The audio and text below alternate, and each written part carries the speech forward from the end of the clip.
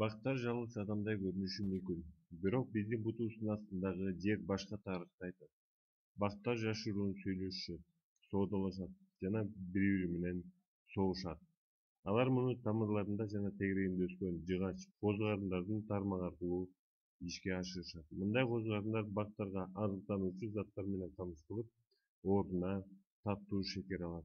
Бирок окумуштуулар бул байланыш алар ойлогондон да терең экенин аныкташты.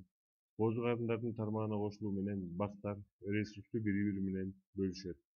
Мындай система жыгач кеңири тармагы деген атка ээ болду. Эски карыган бактар энелик бак деп эсептелет.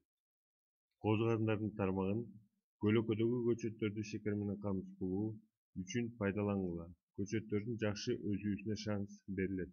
Оорукчан же өлүп бараткан бактар өзүлөрүнүн ресурстарын жалпы тармакка чыгарып салат. Аларды ден соолугу жакшы кошуна бактар пайдаланышат.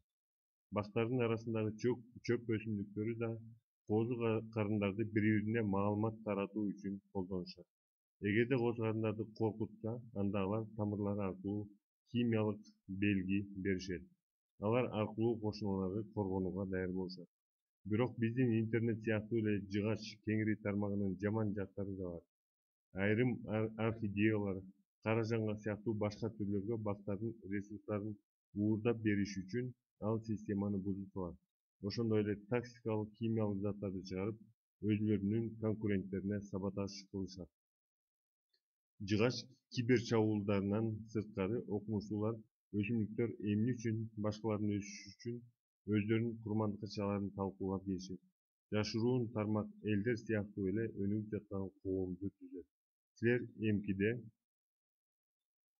токойго барганда таманыңардын астында да сүйлөшүү жана маалымат алышуу болуп жатканын, бактардын чоң бир супер организмди түзөрүн ойлойсуңар.